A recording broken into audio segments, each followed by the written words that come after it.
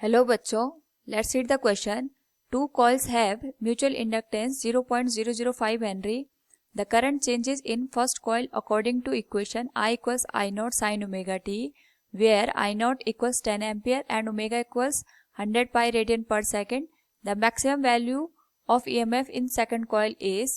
Here, first of all, we will discuss here key concept which is induced EMF in a coil due to mutual inductance effect. जब भी हम बात करते हैं यहाँ पे म्यूचुअल इंडक्टेंस की, उस पर्टिकुलर केस में दो कॉइल्स गिवन होती हैं और एक कॉइल में जो करंट होता है उसमें चेंज होने की वजह से जो फ्लक्स दूसरी कॉइल को लिंक करता है उसमें भी चेंजेस आते हैं और due to the change in the flux जो सेकंड कॉइल होती है उसमें ईएमएफ इंड्यूस्ड होता है.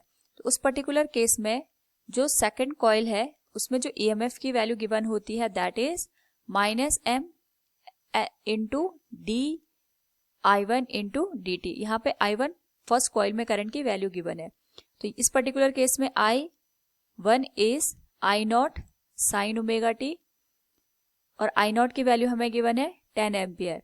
तो अगर हम यहाँ पे इस वैल्यू को देखें it will become EMF equals -m d divided by d T.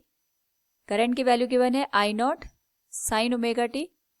Now we will differentiate this value and it will become -m. Differentiation के बाद वैल्यू हो जाएगी I not into omega cos omega. तो यहाँ पे जो EMF इंड्यूस हुआ है सेकेंड कॉइल में उसकी मैक्सिमम वैल्यू हो जाएगी omega into m into I naught. So अगर हम यहाँ पे वैल्यू पुट करें इट विल बिकम ओमेगा हमें दे रखा है 100 पाई, m की वैल्यू गिवन है 0.005 और I नॉट गिवन है 10 ampere. So after multiplying this value it will become EMF in second coil with maximum value we will have 5 pi.